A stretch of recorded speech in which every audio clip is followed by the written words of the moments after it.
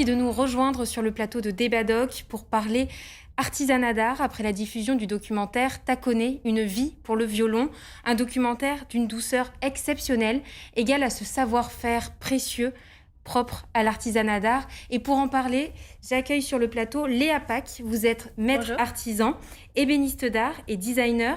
Vous êtes également élue à la Chambre des métiers et de l'artisanat, représentante des métiers d'art en Nouvelle-Aquitaine. Bonjour. Bonjour. Bonjour également Ludivine Laforgue. Vous êtes chargée de développement économique à la Chambre des métiers et de l'artisanat. Bonjour. Et enfin, bonjour Thibaut Wagner. Vous êtes Bonjour. compagnon du devoir et prévôt de la ville de Bordeaux. Bonjour à tous. Alors, je vais commencer par un chiffre. 2500, c'est le nombre de professionnels des métiers d'art que compte la Nouvelle-Aquitaine. C'est une véritable terre de talent. Il y a des domaines variés, la menuiserie, la tapisserie, la broderie. Il y a aussi des lieux historiques pour des métiers d'art comme Limoges, Aubusson ou encore le Pays Basque pour la sellerie et le textile. Ludivine Laforgue, l'artisanat d'art, c'est une filière importante dans la région. Est-ce que son poids économique est également important ? Oui, tout à fait. Les entreprises sont très présentes. On recense beaucoup d'entreprises qui évoluent. Et des entreprises, on peut y retrouver un savoir-faire d'excellence, alors qui passe par des labellisations différentes. Ça va être le PV, le label EPV Entreprise du patrimoine vivant, ou d'autres choses qui va venir en fait qualifier le savoir-faire précieux qu'on peut retrouver au sein des ateliers des métiers d'art. Vous avez peut-être des chiffres à nous donner sur la Nouvelle-Aquitaine, le poids économique ? Oui, tout à fait. Alors, on dénombre à peu près 330 EPV en Nouvelle-Aquitaine, hein, donc ce qui est très important par rapport à tout le reste du territoire français.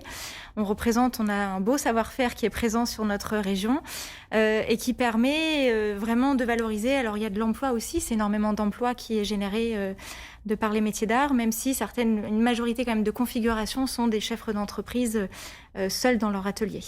On reviendra justement plus précisément sur ces certifications.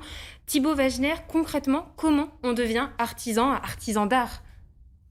On devient artisan d'art en étant, je pense, passionné par son métier. Et c'est le rôle des compagnons du devoir, de la formation chez les compagnons du devoir, de donner cette chance, cette possibilité aux jeunes de pouvoir s'épanouir dans et par leur métier, dans des métiers concrets, dans des métiers utiles et dans un environnement de confiance. Et justement, vous parliez de la passion. Cette passion, elle est d'abord avant la formation ou elle peut se développer pendant ? Heureusement, elle peut se développer pendant.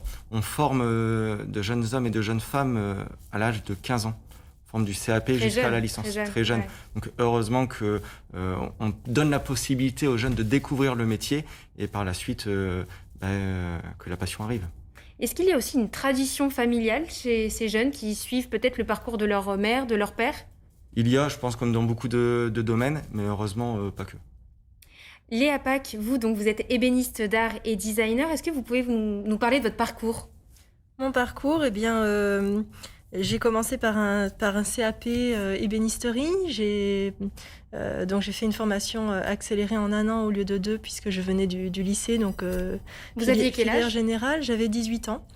Je savais que je voulais faire un travail manuel et artistique. Donc je me suis engagée sur le CAP ébénisterie. J'ai passé un BEP menuiserie agencement en candidat libre la même année. Donc je suis sortie avec 2 diplômes en 1 an. Et j'ai poursuivi sur un brevet des métiers d'art ébénisterie au lycée professionnel de Thiviers. Et aujourd'hui, qu'est-ce que vous faites ? Et aujourd'hui, je suis installée à mon compte. Donc c'était l'objectif de départ. À 18 ans, j'étais déjà fixée pour travailler pour mon compte. Et donc, je suis ébéniste depuis 10 ans. Voilà, j'ai mon activité propre maintenant. Et donc, je fais principalement des pièces uniques et je travaille donc dans la création, plutôt le contemporain. Ludivine Laforgue, quelle est la frontière entre artisan et artisan d'art ? Alors, la frontière est subtile, mais elle est très très bien définie en fait par la loi. Il y a l'INMA, l'Institut national des métiers d'art, qui a dressé une liste via une loi qui est parue en 2006, une liste officielle des codes d'activité métiers d'art. Donc, il faut, premier critère, pouvoir avoir un code d'activité, ce qu'on appelle dans notre jargon le code APE, le code qui détermine l'activité même de l'entreprise, doit faire partie, premièrement, de cette liste officielle métiers d'art. Donc, on retrouve 16 domaines d'activité différents, le verre, le métal, le tissu, le bois. Voilà, on retrouve énormément. Une palette très de large. domaines. Une palette très très large avec des métiers très diversifiés, des métiers parfois en voie de disparition, des métiers très rares, qu'on ne retrouve pas tous les coins de rue. Donc, premier critère, c'est vraiment d'avoir son code d'activité qui fasse partie de cette liste officielle. De ce répertoire, en fait. De ce répertoire métier d'art qui dit, voilà, vous avez ce code APE, vous faites partie des métiers d'art. Et ensuite, l'autre critère est d'avoir son chiffre d'affaires qui soit d'au moins 50% généré par de l'artisanat d'art. À partir de ce moment donné-là, on fait partie de la famille des métiers d'art. Après, pour être artisan métier d'art, il faut déjà répondre aux critères d'artisan, qui est donc soit 3 années d'immatriculation au répertoire des métiers, soit un diplôme dans le métier exercé, comme Madame Pack. Et vous, Léa Pack, comment vous avez obtenu cette certification ?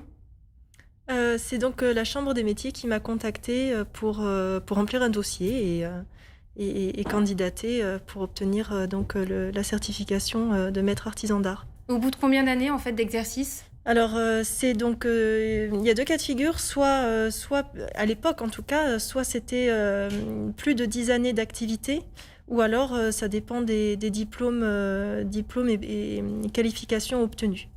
Voilà. Chez les compagnons du devoir, comment ça se passe aussi, cette différence entre artisan d'art ? Est-ce que c'est bien marqué ? Bien marqué, d'après le documentaire qui a été diffusé juste avant, oui, c'est marqué par rapport au souhait de chacun. Si on désire passer meilleur ouvrier de France, oui, là, ça va être marqué. On en a eu l'envie, on s'est donné les moyens. Après, certains ne vont pas forcément vouloir le faire paraître. Ils vont Pourquoi ? rester plus... c'est la volonté de chacun. Il y en a, ils vont rester plus humbles. Et puis, ils ont d'autres projets de vie que se donner les moyens de devenir MOF, par exemple. Oui. Et pour la certification d'artisan d'art, c'est pareil aussi, il y a une question de motivation ? Il y a une question de motivation et tout de même de savoir-faire. C'est savoir-faire et aussi un savoir-être. Ça va être... il va y avoir une formation qui va être sur, oui, le métier, mais aussi sur l'intellect et je pense aussi la spiritualité. C'est que on a une ouverture d'esprit qui nous permet d'aller jusqu'à devenir artisan d'art et de faire la différence. Finalement, ce n'est pas que le savoir-faire, c'est un ensemble. Oui. C'est peut-être là la différence entre l'artisan et l'artiste, Léa Pack ? Oui, je vais rebondir sur ce que disait mon collègue, c'est qu'effectivement, il y a, pour certaines personnes, il y a une part de modestie et c'est bien dommage parce qu'il y a des personnes qui n'osent pas se mettre en avant et qui vont avoir un savoir-faire exceptionnel, mais qui n'éprouvent pas la nécessité de se faire remarquer ou d'aller plus en avant, ou alors simplement qui ont assez de travail comme ça, qui n'ont pas besoin de plus et qui souhaitent pas communiquer en ce sens. Donc, Les certifications, ça apporte quelque chose en plus, parce que comme vous dites, on peut être artisan d'art sans être vraiment déclaré. Oui. La certification, le label, ça fait la différence ? Alors pour ma part, j'étais heureuse de l'avoir parce que j'exerce dans un univers qui n'est pas classiquement forcément féminin. J'ai le sentiment que ça m'a donné du poids et une confiance auprès de ma clientèle, oui. Une légitimité, Donc, finalement. Oui, absolument. Oui. Donc c'était bienvenu. Ce savoir-faire, Thibaut Wagner, il évolue ou on reste quand même ancré dans une certaine tradition ? Ce que vous enseignez, vous, chez les compagnons ? Non, j'espère que vous ne me reprendrez pas. Il évolue. Il faut vivre avec son temps. On acquiert des bases, tout de même, mais non, il évolue. Et puis, de toute manière, si on n'évoluait pas, on stagnerait et puis on s'ennuierait à un moment donné. Donc non, il faut progresser, il faut continuer à évoluer. Et vous savez, on dit chez les compagnons qu'on est apprenti toute sa vie et qu'on apprend tout au long. C'est pas parce qu'on a 60 ans qu'un jeune de 15 ans, 20 ans va pas nous apprendre des nouvelles méthodes de travail, des nouvelles techniques, des nouveaux matériaux même. Non, on évolue. Il y a quand même une base traditionnelle que vous essayez de faire perdurer ? Oui, tout de même, il y a une base. Ça s'appelle la transmission, mais on le voit aussi dans le documentaire, de toute manière. C'est la transmission du savoir. Donc ça, c'est important et c'est une valeur forte également chez les compagnons. Pour les jeunes qui voudraient se tourner vers l'artisanat d'art, est-ce que c'est une filière qui recrute ? Il y a plus d'offres que de demandes ? Alors, Je crois que il y a une grande part, à mon avis, par expérience des entreprises qu'on accompagne à la chambre de métier, de la volonté du chef d'entreprise de s'investir dans son secteur d'activité et d'aller chercher aussi une demande auprès de la clientèle. Ça, c'est très important. Après, il y a des secteurs qui sont plus ou moins en tension, hein, si on peut dire. Lesquels, par exemple ? La bijouterie, on voit énormément de bijouterie, de joaillerie qui se mettent en place et qui arrivent de façon très importante. Donc, c'est des métiers qui vont être peut-être des secteurs d'activité peut-être un petit peu plus compliqués. Après, on a à la chambre de métier, on voit apparaître depuis quelques années énormément de reconversions professionnelles. Donc des personnes de jeunes certain actifs, âge et tout à qui fait. Alors même décident de se entre former 30 et 40 ans pour la grande majorité, qui ont complètement envie de changer de vie et de créer, de réaliser des choses et de finir sa journée, de se dire j'ai fait quelque chose matériellement, je le vois. Et c'est très important, du coup, il y a une arrivée très importante, nous, de personnes que l'on accompagne dans de la reconversion professionnelle et dans les métiers d'art. Oui, je suis d'accord avec toi. Il y a une satisfaction, totalement. en fait, différente peut-être que dans d'autres métiers, c'est ça ? C'est pour ça que ces personnes se reconvertissent dans des métiers d'art ? Je crois que les gens sont en recherche d'authenticité aujourd'hui et d'être en phase avec eux-mêmes. Et il y a cette recherche qu'on voit qui est générale hein, dans toute cette période de changement large. Je crois qu'aujourd'hui, des personnes qui se sentent plus à l'aise en ville vont chercher à vivre à la campagne, et des personnes qui se sentent pas à l'aise dans leur profession vont chercher à revenir à quelque chose dans lequel ils se sentent bien et épanouis. Il y a un besoin d'épanouissement personnel. Et l'univers artistique, finalement, est très propice Tout à fait. à tout cela. Tout à fait. Thibaut Wagner, est-ce que vous avez l'impression qu'il y a plus de jeunes ou de moins jeunes, comme on l'a vu, des gens qui se reconvertissent, qui se tournent vers les compagnons du devoir ? En plus de jeunes et de moins jeunes, effectivement, parce que je rebondis, on fait aussi de la formation continue chez les compagnons du devoir, de la reconversion professionnelle. Et effectivement, il y a une forte demande. Il y a une forte demande. Les jeunes qui frappent à la porte de nos centres de formation sont de plus en plus nombreux. Et puis on s'adapte, encore une fois, avec cette demande. Et ça fait plaisir, parce qu'il y a encore quelques années, c'était des métiers, les voies de professionnalisation étaient des voies qui étaient mises de côté, c'était mal vu. Et aujourd'hui, peut-être grâce à la crise sanitaire, mais aussi aux réformes que l'État a pu mettre en place, ça a donné un réel élan à l'apprentissage. Que fait la Chambre des métiers et de l'artisanat justement pour valoriser ces métiers ? Comme dit Thibaut Wagner, il y a quelques années, c'était mal vu presque d'être manuel. Malheureusement, oui. Plein de choses. La Chambre de métier actuellement est de l'artisanat de région Nouvelle-Aquitaine, en partenariat avec la région Nouvelle-Aquitaine qui soutient donc la feuille de route cuir, luxe, textile et métiers d'art, qui nous permet en fait d'impulser de nombreux axes. Ça va être de l'axe sur de l'emploi, ça va être un axe sur l'accompagnement des entreprises, un axe aussi sur l'accompagnement des associations et des collectifs qui peuvent se mettre en place en métier d'art, et un axe aussi de soutien sur de l'investissement aussi qu'on peut avoir à mettre en place dans des entreprises. Il y a aussi peut-être une nouvelle communication qui est faite sur ces métiers ? Bien auprès sûr. Des lycées, des collèges ? Tout à fait, c'est un point très important de mieux accompagner l'image, en effet, des métiers d'art, puisque c'est le sujet d'aujourd'hui, ces métiers d'art qui ont besoin d'être revalorisés, des métiers qui sont des vraies pépites. Nous, les entreprises qu'on va voir sur le terrain au quotidien, c'est des pépites qui sont parfois au fin fond dans un garage, mais qui sortent des beautés. Donc, c'est vraiment agréable et on est là pour les soutenir, les accompagner au quotidien. Donc, ça va être sur un axe financier, mais sur un axe aussi de développement commercial. On en parlait juste avant. C'est aussi savoir valoriser le travail, le savoir-faire qu'il y a dans l'atelier auprès du grand public. Donc, c'est parfois ouvrir ses portes de son atelier et c'est valoriser aussi les titres, les qualifications, les reconnaissances qu'on a pu avoir. Et les artisans d'art avec lesquels je travaille au quotidien sont très humbles sur tout ça, ont du mal à le valoriser et ont du mal à voir que le public en a besoin aussi. Ça vient conforter le travail, le produit et le prix aussi.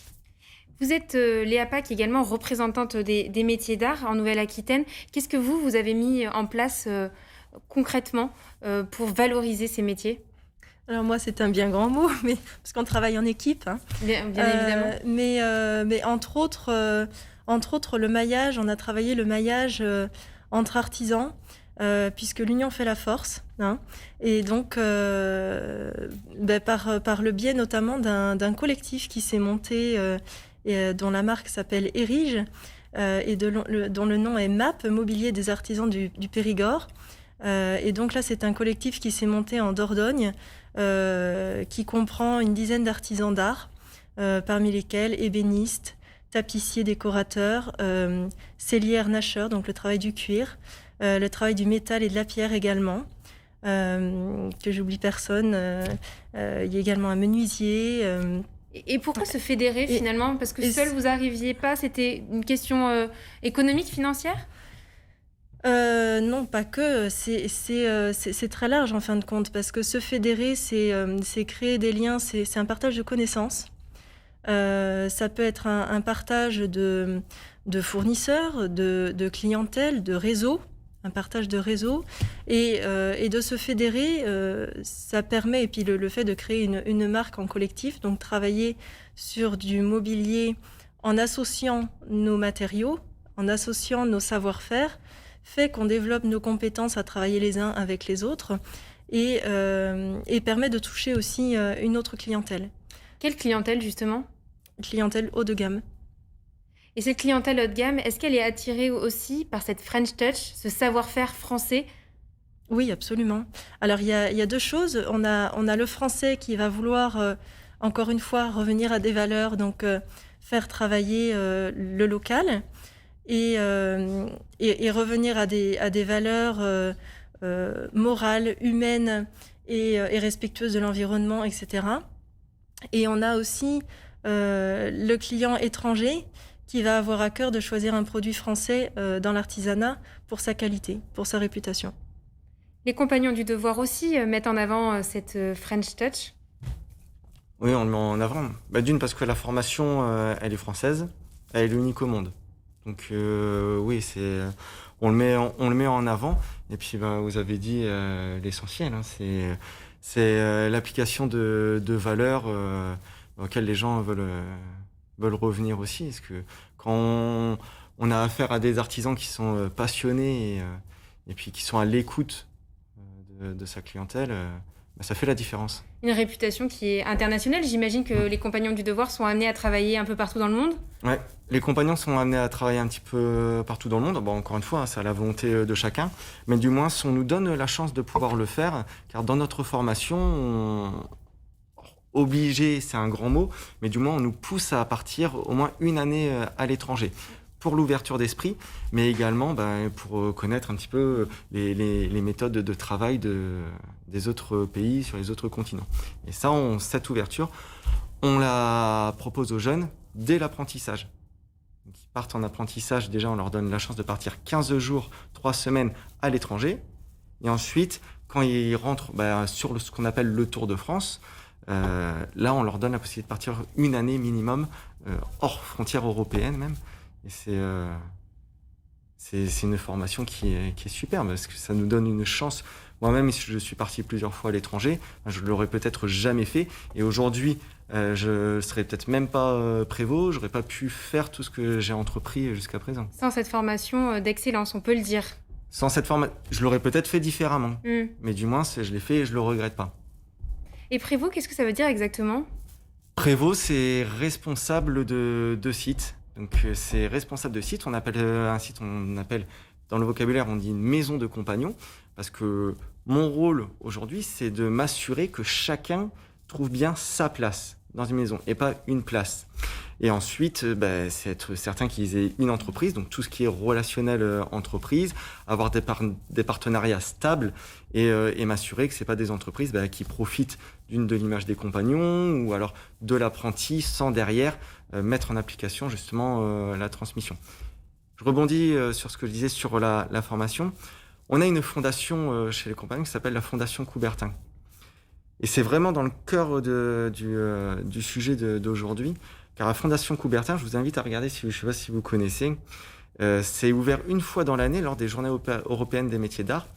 Et à cette fondation, il y a la fonderie Coubertin, c'est les ateliers Saint-Jacques, où on va pouvoir vous voir du Rodin et autres. Et c'est magnifique. Et on a cette chance chez les compagnons de pouvoir y accéder une année. Très bien, merci. J'ai une petite question pour Ludivine Laforgue. Est-ce que c'est une filière qui rapporte? Est-ce que ce qui remonte du terrain, vous avez l'impression que ces artisans d'art arrivent à vivre, ou est-ce que c'est compliqué? On sait que les matières premières coûtent cher, qu'il faut passer beaucoup de temps. En plus, avec la crise, il y a peut-être des commandes qui se sont annulées. Quel est le retour que vous avez? Le retour est que c'est difficile, mais je rejoins le discours de Léa Pack tout à l'heure. On voit beaucoup d'artisans d'art qui ne font pas leur métier pour gagner énormément leur vie, mais pour s'épanouir dans leur métier et se lever tous les matins et avoir plaisir à travailler, à réaliser un objet. Et le vendre, c'est encore mieux, mais c'est pas forcément. Il y a des fois des personnes qui arrivent, qui s'y matriculent et qui connaissent le métier, qui se sont beaucoup renseignées et qui me disent: je sais que je gagnerai pas ma vie, mais c'est ma passion, j'ai envie de ça et je me lance quand même. Donc il y a le plaisir du métier, la beauté du métier, le rapport à la matière aussi qui est extrêmement important. Alors pardon, je rebondis sur ce que disait Ludivine, parce que ça, effectivement, c'est une partie, mais c'est loin d'être le cas pour tout le monde. Et il y a aussi des artisans d'art qui gagnent très bien leur vie. Voilà. C'est vrai, oui, tout à fait. Est-ce que c'est accessible finalement, les productions des artisans d'art? Parce qu'on imagine que ça coûte cher, enfin vous le dites, hein. Est-ce que c'est réservé à une élite, à une clientèle de luxe, ou un particulier lambda peut aussi se tourner vers l'artisanat d'art? Les deux. Vous avez effectivement, il y a une clientèle élitiste qui va pouvoir bénéficier parce que leurs moyens leur permettent.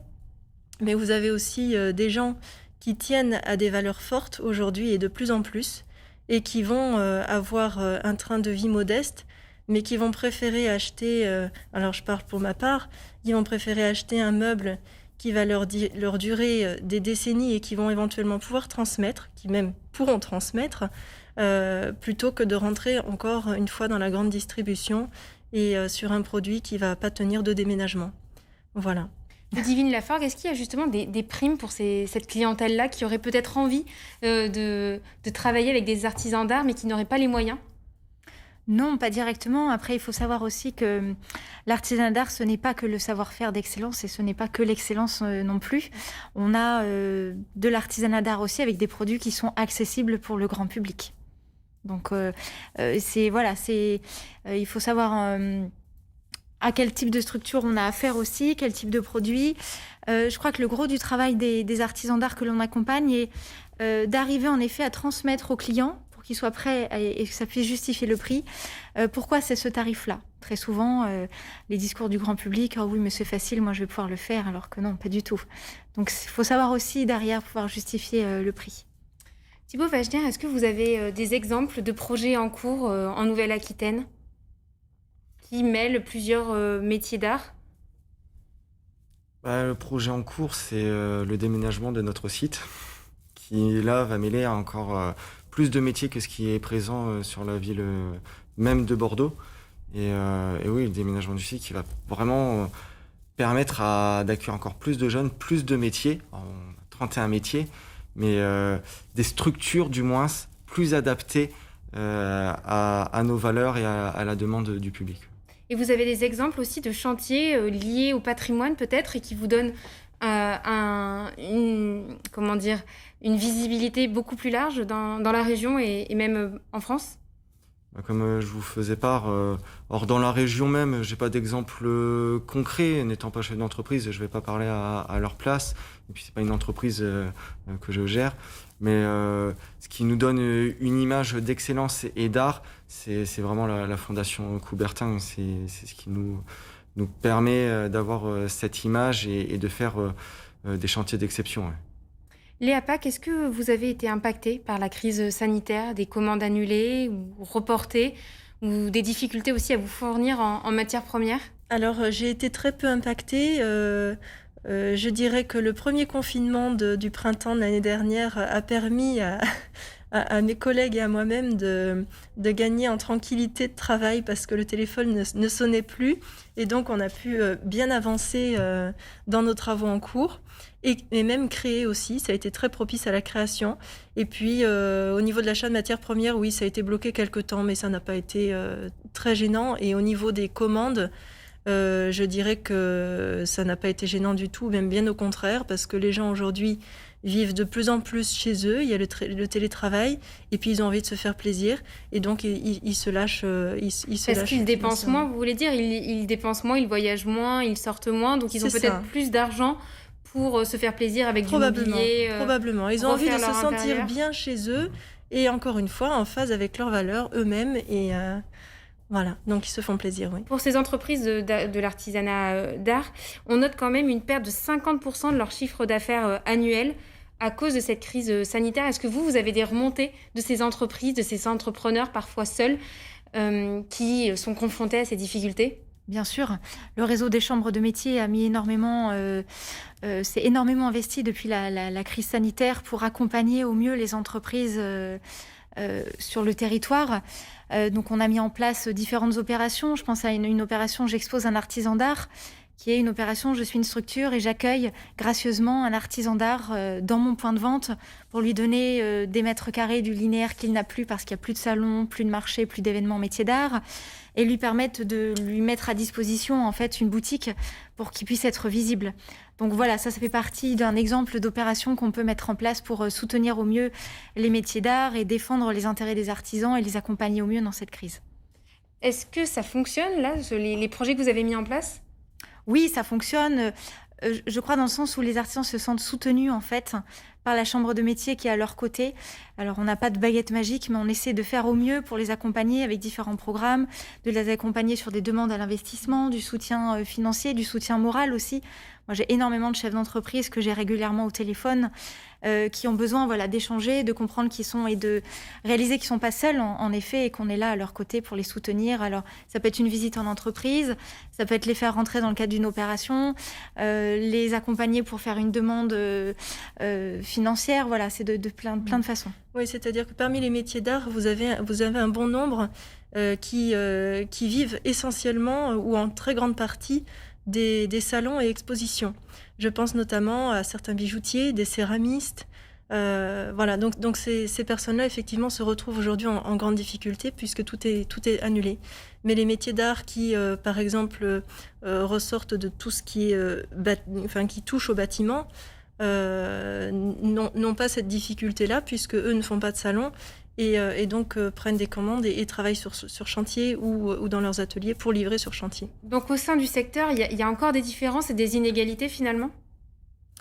On est sur des métiers variés, donc forcément chacun a sa manière de travailler.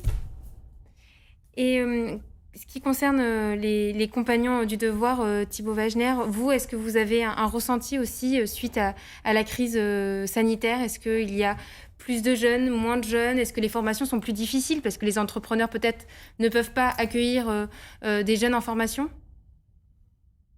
Alors là, comme on disait, on recrute pas moins de jeunes, du moins que les années précédentes.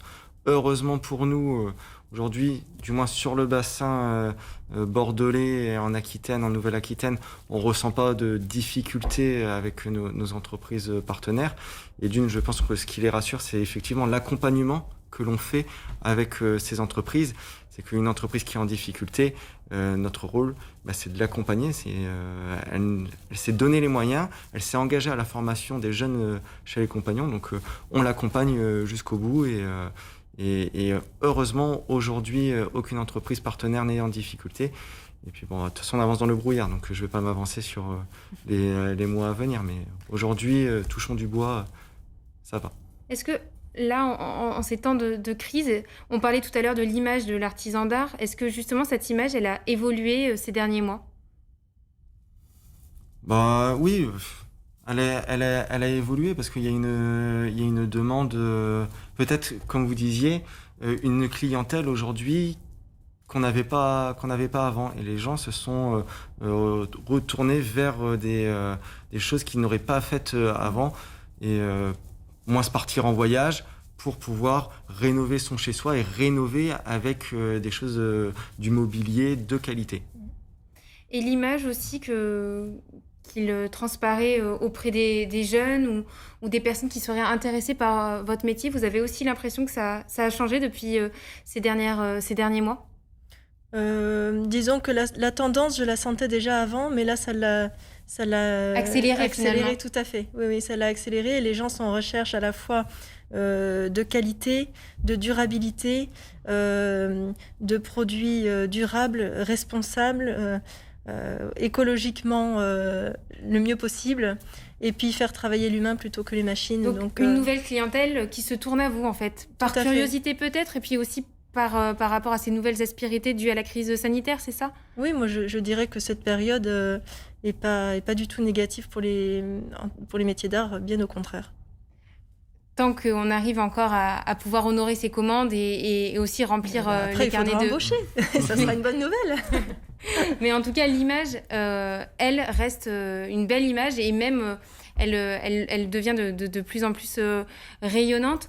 Ludivine Laforgue, vous avez des projets aussi sur la Chambre des métiers et de l'artisanat. Vous avez mis des choses en place là pour les mois à venir. Vous pouvez nous en parler? Il y en a toujours. Je crois que c'est très important d'être positif, de croire en l'avenir et de mettre en place des projets, parce que sinon on n'avance plus. Donc bien sûr, on a les Journées européennes des métiers d'art qui arrivent début avril. Donc on croise énormément les doigts pour nos entreprises qui sont prêtes à ouvrir leurs portes, que ça va pouvoir se faire dans de bonnes conditions. On a également d'autres missions en cours, c'est-à-dire qu'on a des salons qui sont prévus sur le 2e semestre, donc on croise les doigts vraiment pour que ça puisse relancer et redonner de la visibilité concrète à nos entreprises. Et paradoxalement aussi, on les accompagne vraiment pour se mettre au numérique, se digitaliser au maximum.